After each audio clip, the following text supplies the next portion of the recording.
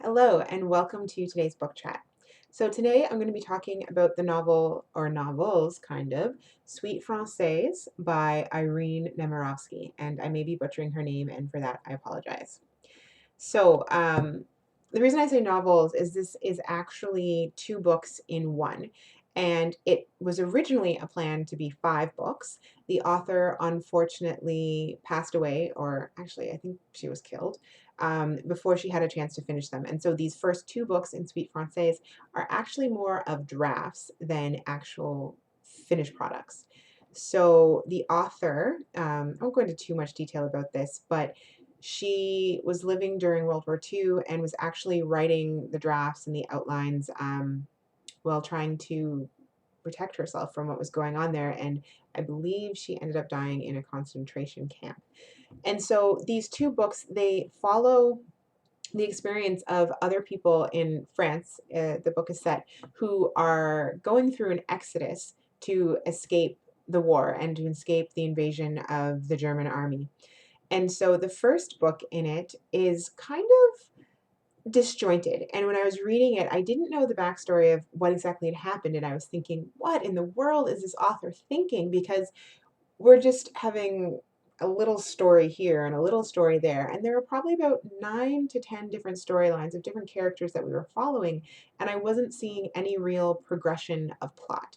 Um, which probably sounds like a really bad thing, but was interesting too, because you were seeing these moments of characters in a horrible moment in their life, a horrible experience of being torn away from your home, not knowing what to take, not knowing whether you would ever be able to go back. And just you're seeing people at their rawest, at the core of who they become when taken away from all of their comfort and their security. And so we saw some moments of real compassion, some moments of real selfishness and greed and ignorance, and that was really interesting.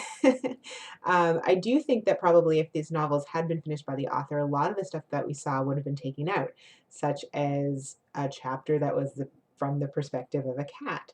But it was also really interesting just to think afterwards about how the author was probably seeing these types of things because she went through this exodus as well, and taking the stories and the lives that she'd come across and infusing them into her book. And so the second book or the story book, I don't know how to refer to it, in this novel was a little more cohesive. It followed only the stories of 2 or 3 people. And there we see the experience of life when the Germans had actually invaded a small town and were living in the homes of the French country people. And so that was really interesting as well, just to see how the lines are blurred between enemy and friend, or just enemy and human being. When someone is living with you, you're seeing them every day, and maybe they killed your husband or your brother or your best friend, but they're also just a person who's doing what they're being told to do. And how how capable are we as humans of holding hate when we're looking at someone who's really not too different from us, just that they come from a different place and are following different rules or guidelines. And so that was really interesting as well. So one thing that I will say about this novel is it is very slow. And I was a little frustrated, especially reading the first section, as I was trying to get it finished because it was my book club read that month.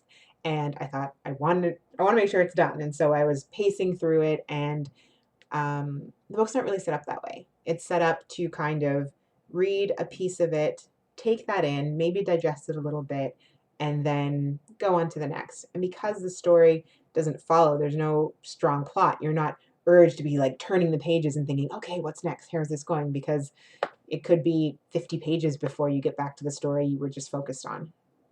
So this is a slow read. It's for a leisurely pace, but if you're approaching it that way, it has some really interesting moments and I guess just portraits of humanity. And I really liked that. So if this sounds like something that appeals to you, if you're interested in wartime books and the experience of what people would have gone through during that, definitely give it a try.